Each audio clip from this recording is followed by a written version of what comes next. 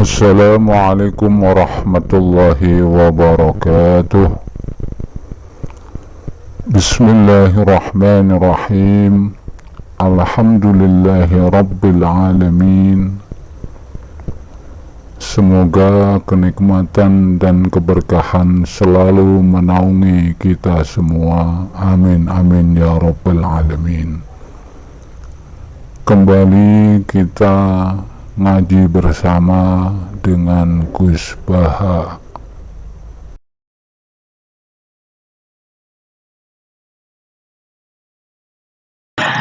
Nah, sementing kalau terang ngeten ya, ini penting rungokno.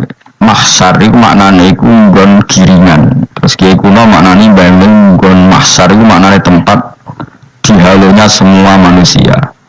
Terus mauqif itu tempat diberhentikan, tempat diberhentikan. Terus di situ Anda innahum mas'ulun, mereka semuanya ditanya, dihisab. Semuanya dihisab. Terus ngendikan Kanjeng Nabi, hasibu anfusakum qabla an tuhasabu. Menghisablah diri kamu sekarang sebelum kalian semua dihisab. Sehingga potensi kita ini umat Islam utamanya yang tahu ngaji-ngaji ini, sampean semua dihisab ini kemungkinannya kecil. Karena ketika pening dunia sampai sedang temi kan biasa sedang Rabbana zalamna anfusana. Jadi ya Allah, saya ini benar-benar mendolimi diri kita sendiri. Karena tujuannya hisab itu taubah itu mempermalukan mereka di depan umum. Seorang lagi ya, jadi semua hisab itu taubihan, mempermalukan mereka di depan umum bahwa mereka orang yang buruk. Sementara kamu di dunia sudah sering ngaku orang buruk. Selain ya selawang akeh, maksudnya ini kan jadi kayak ngakuan Allah Rabbana zalamna anfusana. Sehingga ketika Kanjeng Nabi sebut hasibu anfusakum qabla an tuhasabu. Menghisablah diri kamu sendiri sebelum nanti kamu benar-benar dihisab. Sehingga umatnya Rasulullah itu kemungkinan kena hisab itu kecil sekali karena tadi sudah terbiasa menghisab dirinya sendiri. Apalagi kita, kata Rasulullah, saya dikasih hadiah yang para nabi sebelum saya enggak dikasih hadiah itu. Apa itu? 5 hal itu. Di antaranya apa? Kata Rasulullah, wa'utitu khawatima suratil Baqarah. Saya dikasih terakhirnya surat Baqarah. Di surat Baqarah itu umatnya Nabi dapat bonus dan ini luar biasa, yaitu ayat Rabbana la tu'akhidna in nasina wa akhtana. Ya Allah, jangan hisab kami, jangan beri sanksi kami, jangan azab kami kalau suatu saat kita lupa atau salah. ASP nak kurung salah, padahal mesti salah. Rai-rai ini gak mesti salah. Wes gawe perjanjian mbek pangeran Gusti. Gawe perjanjian muni apa? Setiap saat salah langsung sepuro. Mun mboten usah istighfar malih pun. Deal soalnya deal. Nah itu ngendikane Kanjeng Nabi senyum-senyum senenge ra karuan. Dan setiap itu dibaca oleh umatku, Allah sudah jawab qala na'am. Jadi Rabbana la tu'akhidna in nasina aw akhtana. Terus qala Allah menjawab na'am. Terus Rabbana wa la tahmil alaina isran kama hamaltahu 'alal ladzina min qablina. Nabi Muhammad jawab, Allah menjawab na'am. Sampai terakhir wa'fu anna, Allah jawab na'am. Kemudian para kiai punya kiat supaya umatnya itu hafal itu. Terus jadi bahan tahlil itu masalah ya. Faminhum sing tahlil ya ora paham, sing kritik ya ora paham. Alhamdulillah itu mesti podo-podo ra kena hisab. Mergo podo-podo ora napa? Paham. Jadi ora ono barokah kaya goblok wis barokah. Kok sing lakoni ora paham, sing kritik ora paham.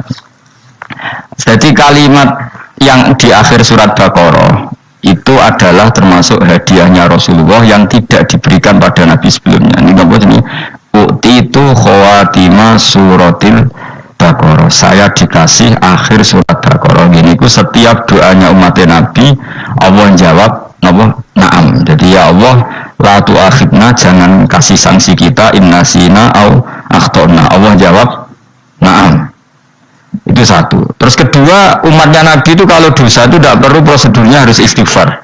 Banyak amalan yang menjadikan diampuni. Misalnya kafaratul majlis itu lafadznya agak istighfar. Subhanakallahumma bihamdik misalnya. Dan banyak imatatul adza anit thoriq. Misalnya Nabi pernah cerita ada seseorang yang nakal Kemudian gara-gara menyingkirkan diri di jalan yang ganggu orang lewat, kemudian Allah memaafkan. Ada yang dimaafkan karena membeni anjing, macam-macam. Kemudian membeni santri, macam-macam. Sehingga potensi kita dimaafkan itu tinggi sekali karena ada sekian amal yang itu menjadi sebab ridhanya Allah Ta'ala. Malah kalau dalam dunia wali itu ada seorang wali mau ngarang kitab, kemudian tintanya itu diminum lalat, dia membiarkan tinta itu sampai lalatnya sampai kenyang, kemudian gara-gara itu dimaafkan oleh Allah Subhanahu wa Ta'ala. Banyak sekali. Sehingga potensi kita dimaafkan tinggi. Terus turus, jadi orang rasani wong enggak macam-macam. Itu insya Allah di sepuro pengiran. Jangan lupa subscribe, share, follow, like, dan komen agar dapat berkembang Santri Mu'alaf Channel. Kita ikuti selanjutnya ngaji bersama Gus Baha.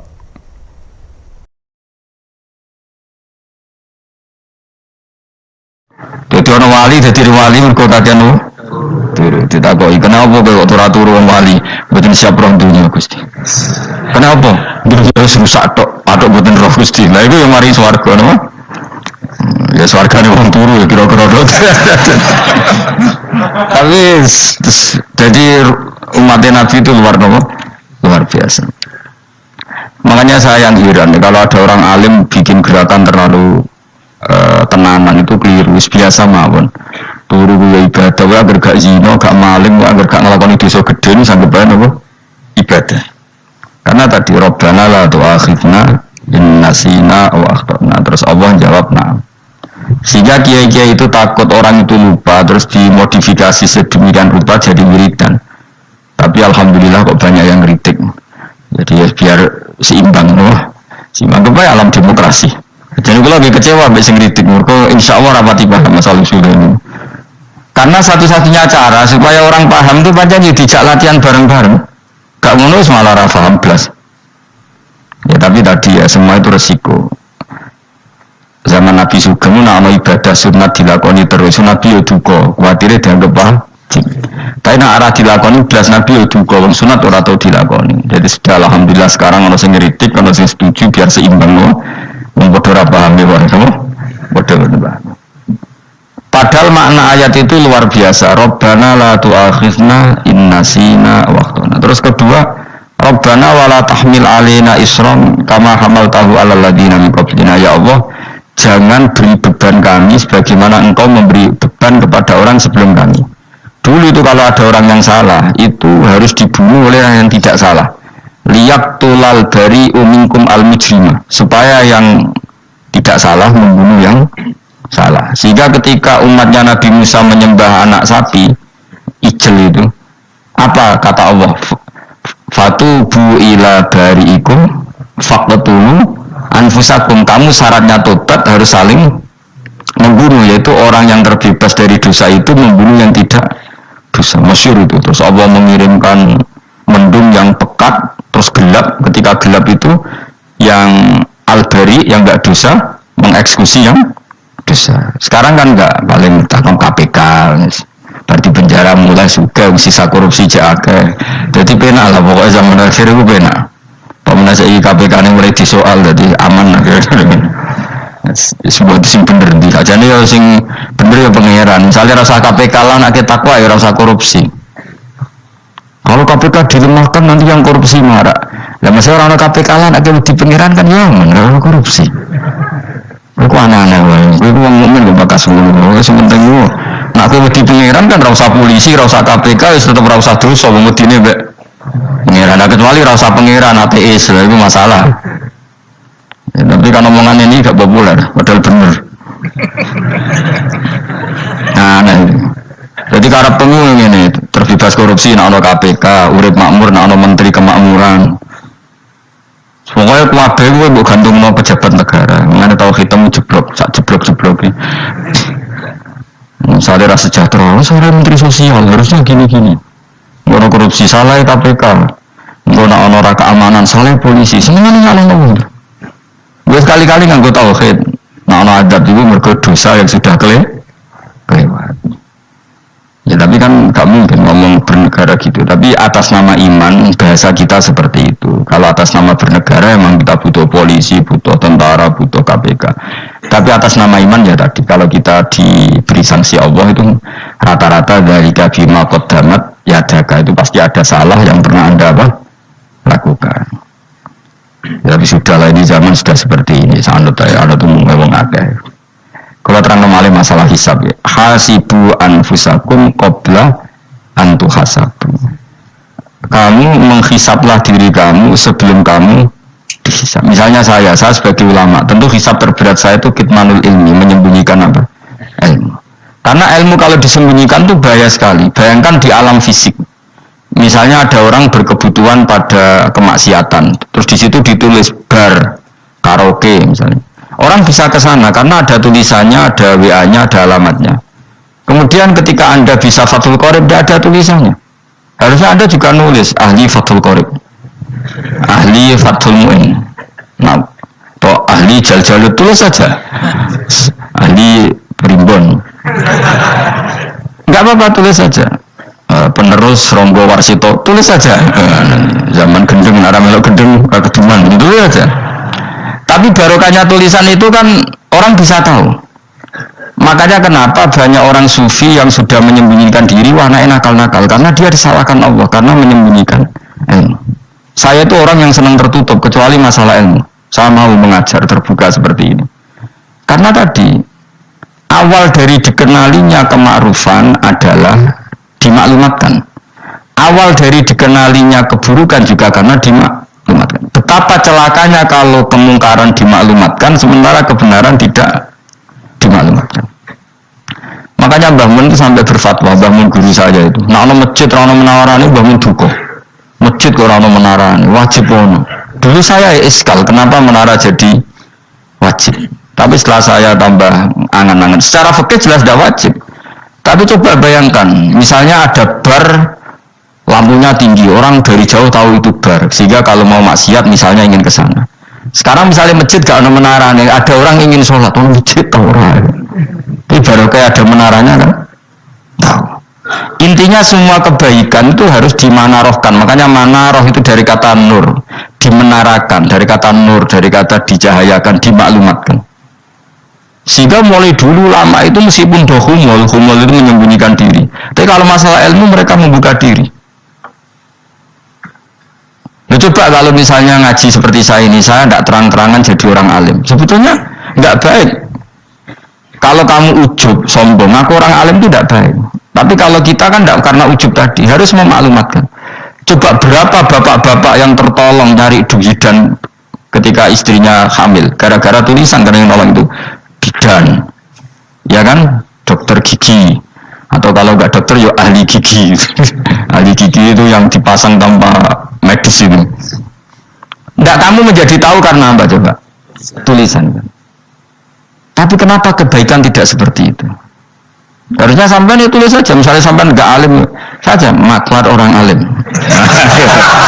Siap menyalurkan ke tempat-tempat orang alim. Coba TKI tenaga kerja itu. Mereka tahu Korea, Hongkong karena penyalur tenaga kerja. Tulis saja rumah kamu penyalur ke orang alim. Nanti antar ke berduaan.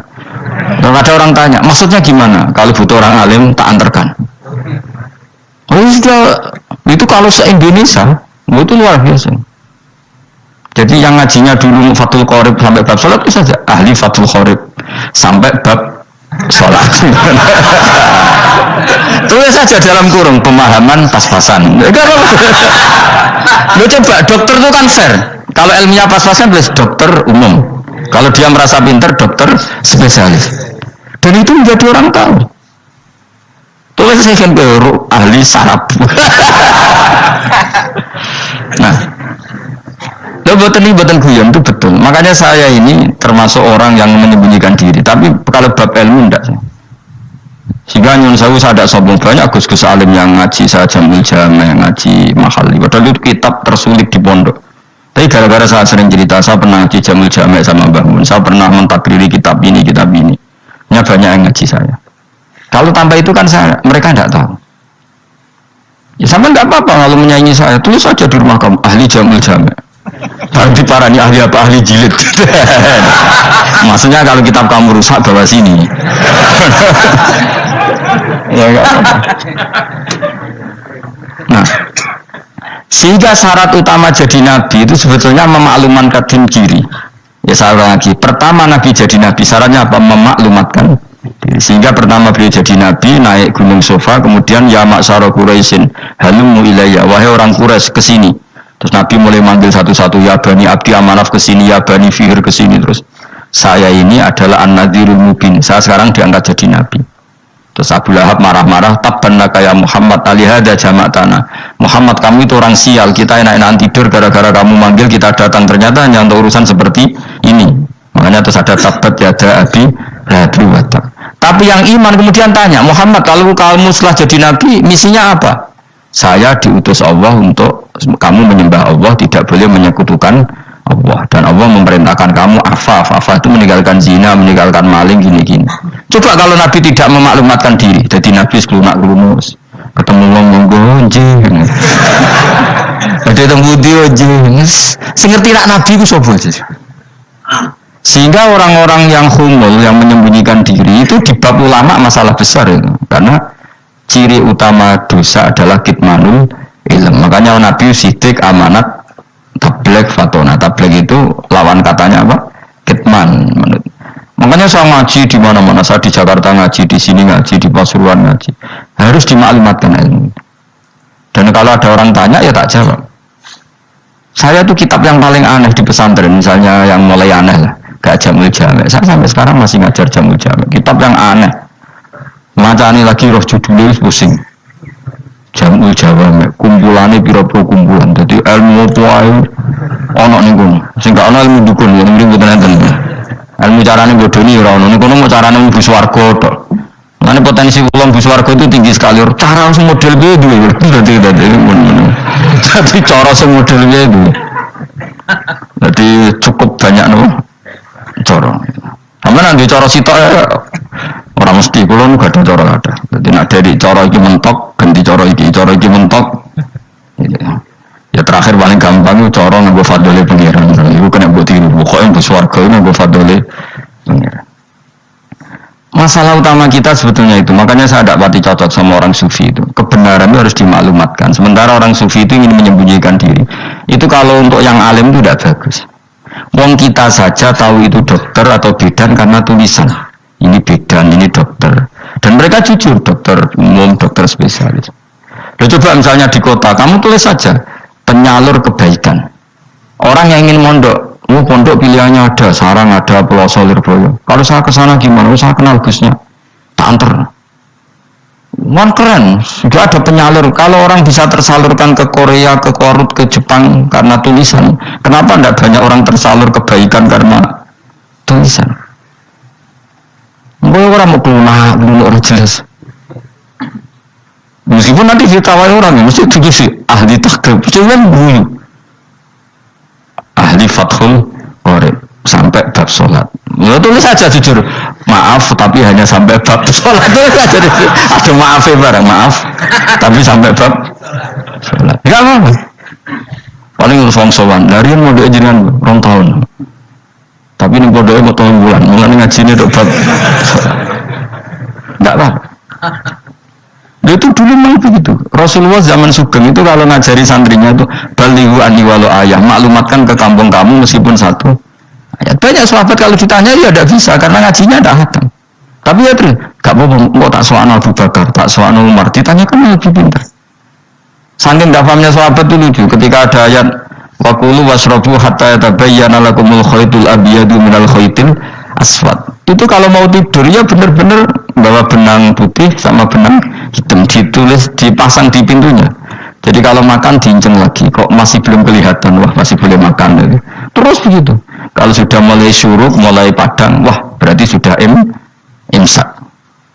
Jadi karena makanlah dan minumlah sampai benang hitam terbedakan dari benang putih. Artinya kalau malam kan dulu kan nggak ada listrik, nggak ada lampu, berarti kalau benar-benar masih malam nggak terlihat, berarti masih boleh makan. Nanti terus dilihat gitu. Terus Ya sudah wakafnya di situ. Hatta yatabayyana lakumul khaitul abyadu minal khaitil aswad, wakaf dulu. Terus akhirnya Kanjeng Nabi itu piye umatku dadi masani benang.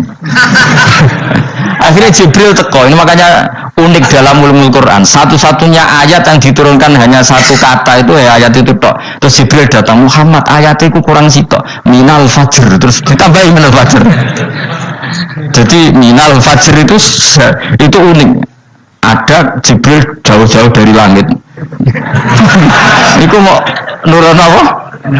Minal fajr. Makanya kalau kamu nanti dites, kalau ingin jadi dokter tafsir dites, ada satu kalimat yang diturunkan jauh-jauh Jibril ke bumi. Apa kalimat itu? Jawabannya minal fajr. Wis alim yakin anu. Memang itu tak. Masa itu Mergo gara-gara sahabat itu terus masangi benang ngincang. Akhirnya minal fajr baru mereka tahu maksud fajar, maksud apa, benang hitam artinya malam, benang putih artinya fajar sodik sudah menyingsing. Semenjak itu sudah ada benang-benangan karena jadi orang-orang mau maksud ini cek kurang sidik terus turun apa minal fajar ya. Jadi nanti kalau sampai latihan tes jadi dokter apa tafsir, ayat mana yang diturunkan hanya satu kalimat atau satu kata jawab apa minal fajar, lolos langsung dokter. Pun pinter. Ya pintar ngerti maksudnya orang-orang di Anda. Nah nanti hubungan kita dengan Allah ya seperti itu. Sejauh mana kita memaklumatkan Allah, sejauh mana kita mengkampanyakan Allah. Saya berkali-kali bilang, saya kemarin kan di Korea itu sebetulnya hanya saya yakin hanya doa saya. Saya sering berdoa, ya Allah, Engkau dipuji di langit dan di bumi. Lalu kalau di bumi ateis itu caranya kayak apa? Dulu saya itu terobati karena Uni Soviet setelah persemakmuran banyak menjadi negara Islam. Berarti itu bukti bahwa Allah pun dipuji di bumi Uni Soviet. Lalu yang kayak Korea kayak apa? Ternyata betul Koreanya tetap ateis, tapi gara-gara diserbu orang Indonesia. 49.000 Indonesia dan Korea Selatan. Ibu gawe sing sholat separuh, ibu cek kira 24, kira-kira selawe digawe selawe aku. Selawe sholat kabeh, tahlilan kabeh surwangi. Lah kok sing ngritik tahlil muni sunah Rasul tok surwangi. Kok rame lah walhasil. Cinta tahlilan wah itu enggak ada hadisnya. Sak apa sing penting muni hadis sing tok tahlil muni hadis ya ibadah, tahlil ya ibadah. Mbok lah soal kok bener ndi totalan guri sing penting rame. Maksudnya sebenarnya rame ngomong visi Islam. Itu Islam tahlil sitok Islam sunnah Rasul enggak masalah. Wong ape yakin bener saiki ya ora ono klarifikasi. Tapi sementing kan kabeh ngomong tentang Islam. Artinya gini, Allah punya cara untuk supaya bumi Korea itu ada yang bertasbih bersujud. Mil'us samawati wa mil'ul. Allah tidak kurang cara. Golek wong kedunyan ditawarik ke sana demi uang, baru mesti kono dielingno pangeran.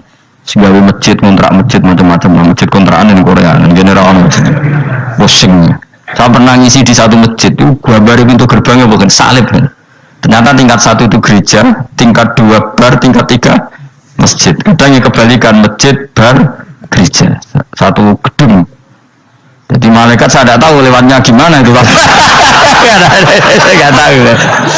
nggak tahu itu cara lewat gimana, karena malaikat bagian rahmat itu nggak bisa dia lewat salib. Tapi dia harus menulis ganjaran yang sholat. Nggak tahu saya lewatnya dari mana karena itu. Ya tentu dia punya cara lah, tapi yang jelas dia agak bingung ini gimana.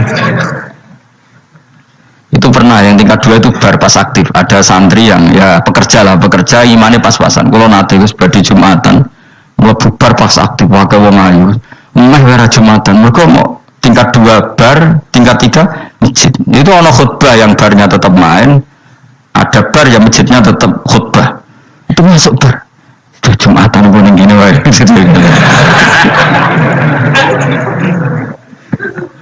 Akhirnya ya di situ beberapa menit terus ada komat Jumatan. Dosa ta ragus ini. Ya aku punya. Ya sekarang Jumatan wae. Mesti dilakoni kok takok dosa ta ragus. Ora imus kadung lakoni kok takok. Artinya gini, Allah punya cara untuk menyebarkan Islam di Korea. Sama seperti Allah punya cara untuk menyebarkan Islam apa di Indonesia. Dulu orang Gujarat, Punjab, ya sejarah ini menurut saya ya tetap sebagiannya benar. Meskipun tidak seluruhnya benarnya sejarah Islam masuk Indonesia rata-rata orang kan nulis pedagang Gujarat, India ke Indonesia dagang karena mereka mukmin akhirnya juga menyebarkan apa? Islam. Itu jelas nyata. Meskipun tidak semuanya seperti itu karena ada yang dibawa Yusuf Baros itu yang muridnya Sayyidina Ali. Terus juga ada yang dibawa beberapa habaib dari Yaman langsung ke Indonesia kayak yang di daerah Tuban itu kan langsung habib-habib dari Samarkand langsung ke mana? Tuban. Makanya saya bilang sejarah itu semuanya benar karena memang variasi masuknya Islam di Indonesia itu banyak. Jadi itu nggak masalah. Yes, sampai niru sing kedunyan mawon sing luwih gampang napa? Lho tuh kayak Jakarta itu kan kota kayak gitu, baru kayak wong kedunyan orang ke Jakarta semua. Gara-gara tahu mondok pedutan tadi ahli Fathul Qorib tadi yang sampai bab sholat terus bikin masjid. Iku coba takoki faraid terang ora iso. Pemene takoki muamalah terang ora iso, tapi nak trimo carane sholat sing batal apa ngentut roh. Aduh, ilmune kok roh nak nganti bab iku jek roh. Sing batal sholat apa jek roh ngentut nyekel wong wedok jek roh. Tapi bocah aja takoki sing detail apa? Cara mengenali kiblat dengan hisab yauma rasdil kiblat itu serang arah iso atau nganggo komputer itu nganggo jam nganggo kompas padahal ana ilmune yauma rasdil apa kiblat di bulan tertentu hari tertentu itu nanti matahari tepat di atas Ka'bah serang arah iso nak ngono niku serang arah iso. Ya saya ulang lagi ya, jadi kesalahan kita adalah kebenaran itu kita sembunyikan. Padahal awal dikenalnya Islam itu lewat i'lam, fasda bima tu'maru. Kebenaran harus dimaklumat. Tapi problemnya Islam Indonesia tuh kadang humul tuh bangga, nggak dikenal orang itu bangga gini. Oke lah, kalau yang nggak, saya sendiri ya suka humul. Sampai sekarang saya suka humul. Saya sampai sekarang nggak suka tamu. Bukan karena benci tamu, ribet. Maksud saya kalau sowan kiai yang ngaji saja, rasa sowan, ribet. Ya lucu kan, seneng Gus Bak jare wong alim. Terus senenge mau sowan tok ngaji ra gelem piye karepe. Wong kok aneh. Iku berarti kalau karo seneng dokter, dia konsultasi obat ra gelem tapi ngajak jagongan. Dok, jenengan tiyang pundi? Jenengan manggen dalem iki mulai tahun pinten? Lah yo kowe takok dokter kemalan. Mesti nek kowe takok laram apa, obate apa kok malah kenalan. Pindah Jogja tahun pinten, Dok? Dan jenengan kawin lagi tahun pinten. Lalu jari Gus Bayu wong alim kok sowan ngono. Jenengan kelahiran tahun pinten, Gus? Zaman dinosaurus. Wong alim kok takoki lahir iki karepe. Susah tak takok pisan matiku kapan dong. Coba betapa naifnya kita kalau kita suka dokter, terus kemudian kamu takok dok kelahiran tahun pinten jenengan. Aneh kan? Nah, aku seneng dokter mergo mau konsultasi berobat yang ngomong saja apa yang kamu butuhkan. Aku seneng wong alim yang ngaji titik. Nah, oke misalnya seneng artis, nggak konser artisnya takok kelahiran tahun piro. Gak penting artis ayu buat delok seneng, wes sudah gitu aja. Wong alim yang ngono ngaji seneng. Yang kadang jauh lucu, seneng wong alim sowan, terus takok. Mana ini udah obat mau yakin. Maksudnya sing profesional, maksudnya sing rontok bener sidik lah jadi uang, udah bener nemen-nemen gak mungkin pokoknya bener sidik-sidik. Makanya kemarin ngaji apa Nasoik Libat kan gitu, mujalah satu ulama artinya apa? Fi majlisil ilm ketika ngaji, rokok mujalah satu ulama udah bersowan, mata nongong berani terjauh. Kalau termasuk kiai yang kampanye ini, kalau termasuk kiai terkenal tapi sing tamu keluar rapati kada, gue jaga masya Allah tenan seduh. Muka-muka dorot topat sidik-sidik maksudnya. Maksudnya ya sudah lah, ya tadi hubungan dengan alim ya sudah ngaji. Kalau hubungan sama dokter ya tanya konsultasi apa medis. Kan lebih enak, hubungan bedukun is takok is mbah niki menyangking bundi. Kok jangan dermemel ngafat nopo kalimatnya sing jelas karena apa nak dermemel mandi nak jelas kok ora mandi ku piye takono aku ya berubah bae dukun wong kalimatnya ra jelas kok mandi nak jelas gak mandi kok nak jelas kita bodoh ini ayo gumun mantra mesti gak wae rungokno tenanan kalimatnya terus ra jelas dukun-dukun lho Lu kok mandi? Nah jelas malah mandi. Mandinya tenan ora ya ora. Ya saya ulang lagi ya. Jadi sebab itu di Quran sering ada kata i'lamu, kenalilah, ketahuilah. Jadi awal dari agama ini adalah harus tahu. Maka menyangkut harus tahu ini lalu Allah bikin media. Media itu apa saja. Tapi lalu kita bisa berdebat tentang media. Itu yang kita tidak tahu nanti hisabnya di depan Allah Subhanahu wa taala. Saya sampai sekarang itu nggak tahu, nggak pernah bilang halal, nggak pernah bilang haram. Misalnya gini ya buat ini dengerin ya. Di Korea ini sering teman-teman cerita. Ada beberapa majikan yang baik sama umat Islam, yang pekerja-pekerja Muslim. Itu kalau dipamiti sholat, kan? Pak majikan saya mau sholat. Sholat itu apa? Mereka bilang dengan bahasa analogi di Korea. Pokoknya sholat itu sembahyang. Ketika sholat itu ditanya sama orang Korea, loh kamu itu sembahyang kok tidak ada patungnya? Karena pengetahuan mereka yang namanya sembahyang itu ada patungnya. Ada yang baik, apa sekalian tak belikin patung? Jadi orang Islam pas sholat itu didelok ngarepe dulu kok kana patung. Ono sing ape sujud itu digambarno salib. Mergo dekne denger-denger kalau karena tidak tahu Islam itu apa. Sementing ada personifikasi Tuhan. Ada lagi ini yang agak ngeri. Ada pegawai Garuda karena dia agak terpelajar waktu sholat dia sholat sama krunya di mall. Itu langsung security mall nelpon polisi. Ini ada ritual teroris gitu. Jadi sholat itu dianggap mukadimah sebelum ngebom. Jadi ritual. Pertanyaannya adalah karena mereka tidak pernah ngerti sholat itu kayak apa. Dan kadang-kadang orang ngerti bahwa sholat itu adalah ritual umat Islam itu lewat media.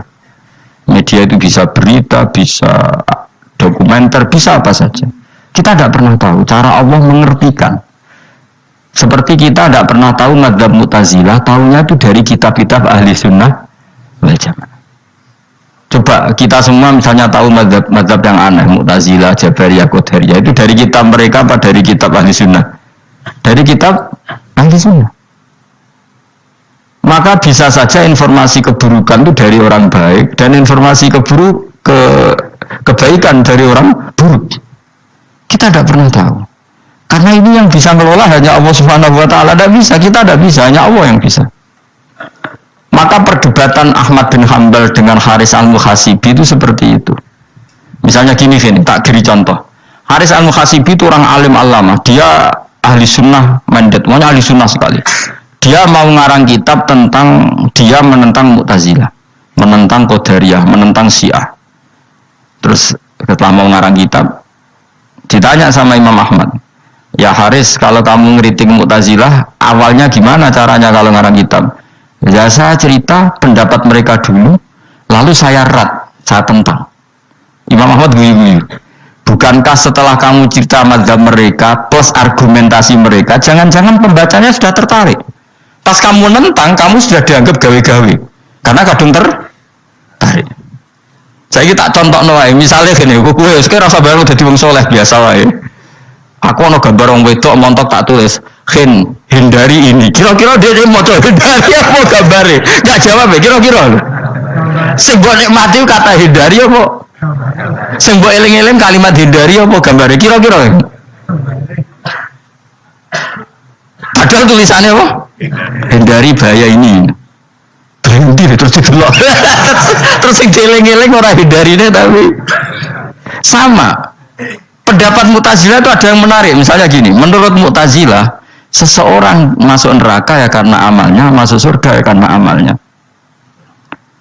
Apa artinya kalau masuk surga karena fadhole Allah? Lalu gunanya amal apa? Mungkin pembaca kan tuh, wah ini proporsional ini. Gak ada ahli sunnah, jadi bus warga mereka fadhole pangeran kok enak. Lalu gunanya amal apa? Padahal dia tahu pendapat Mu'tazilah itu dari kitab itu, kitabnya orang ahli sunnah. Gak pernah tahu kita. Ya saya ulang lagi, itu kan ibarat kayak KUHP. Kamu baca KUHP draft, terus kamu cocok. Kamu mesti nyalahkan yang demo. Atau baca buku selebaran orang demo, kan terserah kamu kan punya akal, kan tetap milih. Tetap milih. Problemnya kata Imam Ahmad itu, ketika kamu menceritakan pendapat Mu'tazilah, bisa-bisa orang itu kadung tertarik. tertarik. Ketika mulai kamu tentang, orang itu gak tertarik sama penentangan kamu. Berarti kamu ikut menyebarkan Mu'tazilah. Sama seperti tadi, gambar perempuan yang agak jorok tadi sebetulnya tak tulisi kata hindari. Padahal Ruhin gak tahu eling wong wedok gara-gara tak kei gambar hindari bahaya ini malah jadi eling. Orang eling tulisannya eling. Nah, hakikat saya ini penyebar kata hindari apa penyebar gambar itu? Coba. Lalu status saya ini pengedar gambar itu apa pengedar kata hindari? Iya yang mengedarkan kata hindari tapi yang mengedarkan. Nah, sama sekarang pertanyaannya, kalau kamu ngarang kitab anti Mu'tazilah itu sebenarnya pengedar mazhab Mu'tazilah apa penentang? Ya pengedar juga karena umat tahu dari kitab kamu. Contoh ya. Lah yang mulane udah perdebatan, kok koyo iya koyo ora. Ini waktu kali gini misalnya, kamu jangan milih presiden yang dari militer, itu pasti keras, tegas, terus kaku. Ternyata pembaca itu wataknya militer, lu cari yang begini, bosan kan? Agak suka presiden sipil, nggak tegas. Padahal kamu nulis itu untuk menggiring orang milih presiden. Jangan milih yang militer, pasti tegas, nggak demokratis, nggak nerima pendapat. Ternyata pembacanya suka saya punya pemimpin yang tegas. Habis kamu kan? Yang tahu hati orang itu siapa? Makanya ketika kitab Ahli Sunnah dipenuhi dengan cerita-cerita madzhab Mu'tazilah, itu sebetulnya kamu itu pengedar apa penentang? Itu pertanyaan Ahmad bin. Akhirnya Imam Haris Al-Muhasibi bilang gini, enggak maksud jenengan itu ngelarang apa dukung. Pokoknya mangkel dari Imam Haris, yo aku pokoknya ngomong ngono ae pokoknya. Terus akhirnya Imam Yus nangoten kita arah jenengan betul setuju, jadi sedang ngarang betul sedang ngarang. Makanya Haris Al-Muhasibi akhirnya enggak mengarang kitab itu. Dia sebenarnya pernah rencana Kitabul Firaq fil Islam. Dia mau ngarang kitab kelompok-kelompok dalam Islam. Ya coba mau apa coba? Misalnya kamu bela tahlil, nasibnya juga seperti itu. Hujahnya tahlil, ini. Terus hujahnya penentang tahlil. Yang bisa mengendalikan pikiran pembaca siapa? Ternyata dia tertarik sama pikiran penentang. Lucunya yang menceritakan kamu, pengagum tahlil. Kan tidak pernah tahu. Nah, dari ceritanya Mbah Mun lucu. Mbah Mun itu mondok Lirboyo. Itu di Bandar Kidul wakai wong ayu. Itu dulu babanya Mbah Mun itu ada yang suka orang sana sampai nikah orang sana juga pulang ke sarang. Itu diantara mbah-mbahnya Mbah Mun. Suka perempuan sana terus nikah sana nggak pernah pulang ke sarang. Nah, Mbah Mun itu lahir dari adiknya, pokoknya dari keluarga, dari saudara yang nggak pernah pulang dari Bandar. Diwasiati mun nak mondok ujo geman dolan di Bandar Kidul. Agak wong ayu akhirnya malah penasaran. Justru kalimat itu yang menjadikan maksudnya aku ajunya nganti sepiro nganti bahku katut kan malah akhirnya penasaran. Lalu kata Mbah Mun tak angen-angen bener Imam Ahmad bin Hambal. Maksudnya itu kalimat itu macam ribet. Kalimat itu ribet banget. Coba milih mana coba? Cung ojo geman moro pasar opo lah nang daerah kono. Ono opo? Bahaya kan. Gara-gara kamu melafatkan itu malah orang penasaran. Di sana ada bareng delok ning kono ya nak terus mulai nak ora. Nah, makanya pertanyaannya, pengarang buku juga kena hisab karena sebetulnya apa yang dia tentang orang lain menjadi tahu karena ceritanya dia. Coba kamu ngarang kitab saja yang anti Syiah atau anti Mu'tazilah atau anti Murji'ah atau anti otoritarian, mesti pembaca itu nggak bisa kamu kendalikan. Nah, itu juga rawan hisab, makanya berat. Pokoknya walatus alunna yauma idzin anin naim, semua itu nanti dimintai tanggung jawab oleh Allah Subhanahu wa taala. Karena kita tidak pernah tahu. Akhirnya Haris Al-Muhasibi gak ngarang kitab. Imam Ahmad itu tidak punya karangan kecuali riwayat Musnadu Ahmad bin Hambal. Gua ada 14 juz. Dia tidak punya karangan. Ketika ditanya, saya takut membuat hal baru dalam Islam. Karena karangan itu kan mesti melogikakan hukum. Sementara Allah tuh kadang nggak butuh dijustifikasi seperti itu. Jadi cara kitab usul fikih gini, sama tak bedai. Mungkin nggak Allah menyuruh kamu ngangkat gunung Merapi tanpa alat? Nggak, jawab saja, latihan pinter. Mungkin nggak Allah menyuruh kamu disuruh ngangkat gunung Merapi? Mungkin nggak? Mungkin apa enggak? Nah, itu ulama usul fikih berdebat. Ada mengatakan tidak mungkin, karena Allah tidak akan memerintahkan sesuatu yang tidak dimampui mukhatab, yang tidak dimampui manusia. Masuk akal. Kaul kedua mengatakan mungkin, butuhe Allah itu mau wong muni yo tok nurut. Senajan to gak mungkin. Ayo kan, gunung Merapi angkat kan. Nggih Gusti, siap. Langsung melewayu moro. Mulu Allah wis seneng wah nurut aja iki. Tapi ya kemungkinan cek goblok ora takok sik. Kita kan tidak pernah tahu, makanya ulama ini debat. Kira-kira nak gunung Merapi angkat. Potensinya kan dua, kue langsung melayu apa ngangkat. Potensinya kan kok goblok ngono ora tak kok bicarane kok. Tapi ya mungkin dilembek pangeran. Cek nuruti ora paham-paham lah melayu. Ki milih ndi? Status sing ngene iki nurut apa goblok? Jawab, nurut apa goblok? Ya nurut goblok. Ya coba ngono. Kita tidak pernah tahu. Mulane tetap pada akhirnya kita itu wain adri, kita tidak pernah tahu. Tapi kita tahu bahwa semua ada hikmahnya. Makanya kadang orang alim itu bilang saya alim, kadang bilang saya tidak tahu. Maksudnya kita tahu Allah memerintahkan pasti ada hikmahnya, tapi kita tidak tahu maksudnya apa. Ya sudah seperti ini, akhirnya dunia ya sudah seperti ini. Ya kadang ngerti, kadang orang ngerti, ya sudah biasa ya. Kalau kita tak tahu isi saya urip orang, mungkin jawab sih. Munir roh itu nyatane yo koyo roh. Munir roh yo roh nak mati. Lan yes, sudah. Kadang takoki sesuk iku jenenge ziarah nggih, Mbah.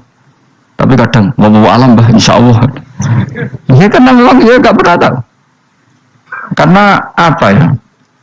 Wis ra kena diterangno, Bang. Lan kula niku gadah kitab-kitab perdebatan ulama, anak kecil-kecilan ngoten niku. Saya ulang lagi ya, kalau kamu mengarang kitab menentang pendapat Mu'tazilah, itu artinya kamu menceritakan pendapat Mu'tazilah, lalu menyebarkan kesalahan mereka. Pertanyaannya, pembaca pertama kali tahu pendapat Mu'tazilah gara-gara cerita kamu. Itu sama, pembaca tahu gambar perempuan gara-gara edaran kamu. Meskipun kamu menulis hindari, tapi kan menjadi tahu. Kamu berarti penyebar kata hindari apa penyebar gambar? Apa penyebar kata hindari? Itu ibarat kayak gini, ada anak kecil baru umur SMP, kamu nak hindari narkoba. Bentuknya kayak ini loh. Nak. Padahal anak kamu itu bakat soleh yang nggak terlintas narkoba. Gara-gara buat cerita ini menjadi tahu. Sekarang omongan itu dihisap tahu orang menjadi tahu gara-gara kamu. Tapi kamu nggak ngandani, takut anak kamu kejebak narkoba, milih mana? Bingung tau kan? Wingi-wingi rapi bingung, tau mikir. Maksudnya kamu ya kumul, bingung tau mikir ya udah urip. Jadi ya sudah, nggak angel, banyak urip ya angel. Mengenai ngaji, mengenai ngaji minal fajar, minal fajar itu satu-satunya ayat sing turun sak kalimat. Jadi rasa ayat temu sak kalimat, sak kata kalau dalam bahasa Indonesia. Mun kalau terus oh masalah yamin ya kalau terang. Yamin itu maknanya arah kanan. Arah kanan mana arah yang dikira benar. Jadi orang Arab bilang kalau sesuatu benar itu disebut kanan. Mengenai ashabul yamin, tapi kalau orang salah disebut ashabus simal. Jadi sebetulnya itu bahasa-bahasa, ya memang bahasa Arab seperti itu. Partai kanan berarti benar, kalau partai kiri salah. Tapi sekarang katanya ada wasatiyah, tengah-tengah. Ya saya malah bingung tengah ini. Tapi nah istilah Quran itu jelas ada yamin, ada simal. Tapi kalau wasat itu bahasa sosial, tapi ya sah, bahasa itu juga sah. Wong nopo sebut ini umat ummatan wasatan litakunu syuhada'a wa kadzalika ja'alnakum ummatan wasatan. Mun kula terusno, jadi arah kanan mana apa? Arah yang benar. Makanya disebut ashabul yamin. Kalau salah disebut ashabus simal. Innakum ladzaikul adabil alim. Innakum satamne sira kabeh. Fihi tetep dawuh, fihi ku tetep ing dalem dawuh innakum. Iltifatun dana iltifat. Iltifat iku merubah redaksi. Mau kan tentang hum itu dhamir ghaib, tapi sekarang jadi dhamir mukhatab. Ladzaikul adabil alim. Yektine wong kang bakal nyeksani, bakal ngrasakno siksa sing pedhi. Wa mutzauna lan ora den wales sira kabeh ilama kecuali perkara illa jazaa kecuali wales perkara kuntung ana sira kabeh tak malu nang lakoni sira kabeh illa ibadah wa ilmu khlasin kecuali kaulane Allah sing ikhlas. Jadi semua orang itu akan kena siksa kecuali kaulane Allah sing napa ikhlas. Wis ikhlas pokoke enak-enak ibadah ikhlas mun nang andel kula ibadah paling nyaman ikhlas mulang ya mulang ae mergo perintah Allah cek murid temroh hae guru cek ora buan sak karep-karepe pokoke mulang ya mulang ae. Sekolah nih, saya mulang aja. Cek kira aku ora serah urusan, saya mulang is. Boleh ridane Allah, sebenarnya akhirat rakakan hisab ribet mikir manusia ribet. Pemana mikir hak-hakmu ribet, turuti rata warna serempet kabeh. Ben nus, dunia ben nus. Nah dia mesti dianggap urip sedina-sedina. Sing ngomong bayangno urip suwe wis apa? Wa amali akhiratika ka annaka tamutu. Mana kalau nanti 200.000 tak anggap lagi, urip nganti sesuk duit 200.000 caki. Tapi bayangno duit akeh, bayangno urip nganti 7 tahun. Sing ngongkon bayangno ngono iku ya. Sopo jelas Nabi dawuh wa amal li akhiratika ka annaka tamutu hutang. Kamu ngamal untuk akhirat seakan-akan mati deh.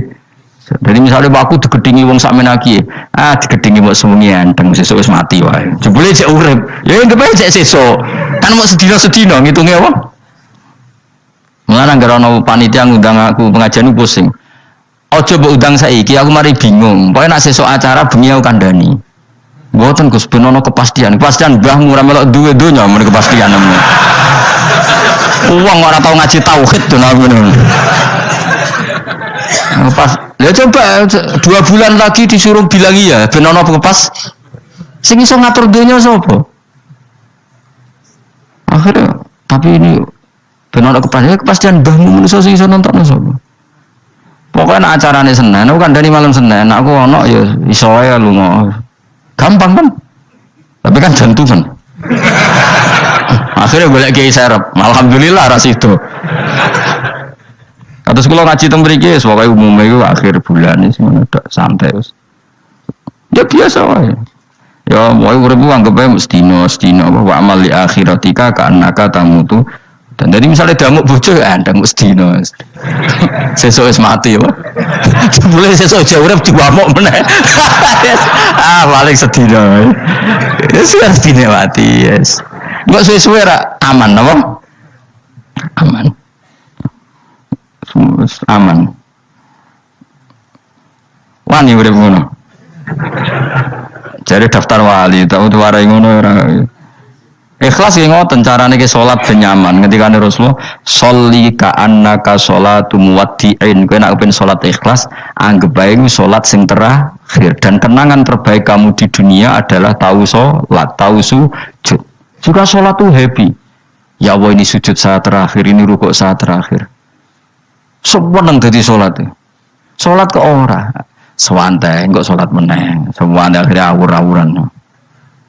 Mana kira dadi wali-wali aku. Krasa Kang, nek dadi wali ngono ambune. Kita ora ngono ambune semboyo sing. Maksudnya ora usah wali-wali papan atas, sing ringan-ringan ae, sementing bener. Jadi syarat wali wa amal li akhiratika ka annaka tamutu dan beramallah untuk akhirat kamu seakan-akan kamu mati. Bisa. Jadi misalnya diutang, tapi sahur jangan utang sahur, nggak boleh sembrono.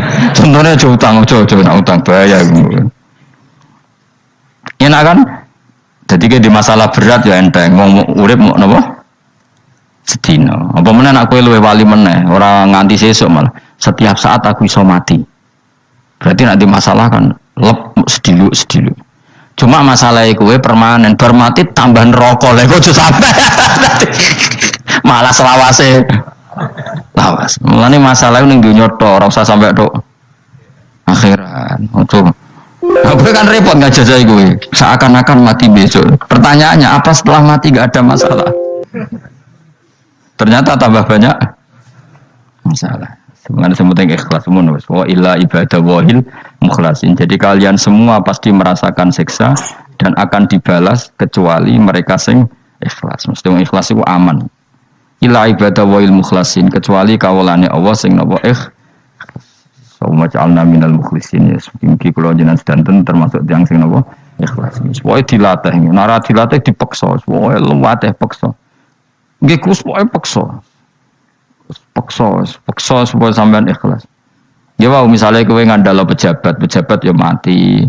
Nak mati ora kuat, sing kuat namung Allah Subhanahu wa taala. Jadi sehingga terlatih. Nah, bagaimana mungkin saya bisa hidup tanpa komunitas nasional, ya kamu yakini aja komunitas itu bisa saja mati atau benci kamu atau perubahan sistem. Ya kayak dhisik misalnya wong duwe wartel iku koyo sugih tuku wartel. Bareng ono HP gitu tuntas. Dulu misalnya wong duwe telepon rumah itu koyo sugih ono HP ya tuntas.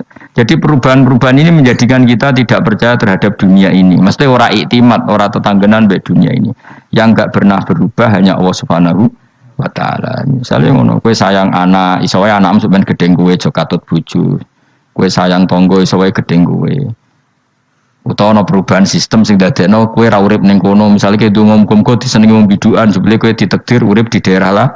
Enggak pernah tahu. Sing mesti abadi namung Allah Subhanahu wa taala. Semulane illa ibadah wahil mukhlasin. Kecuali kaula-kaulane Allah sing mengikhlaskan amal hanya krana Allah Subhanahu wa taala. Ayil mukminina tegese pira-pira mukmin.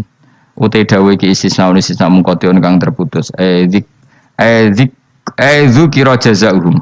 Utawa ngene, dzikru jazaihim mutawi nutur piwalese para al-mukhlisin fi qouli ta'ala ulaika lahum rizqum ma'lum. Ulaika te mungkon-mungkon sing ikhlas lahum tetep kedhe ulaika fil jannah rizqun utawi rezeki maklumun kang wis ditentokno bukrotan ing lembut besok wa asyan wektu sore. Rupane rezeki apa fawakih iku pira-pira buah-buahan badalun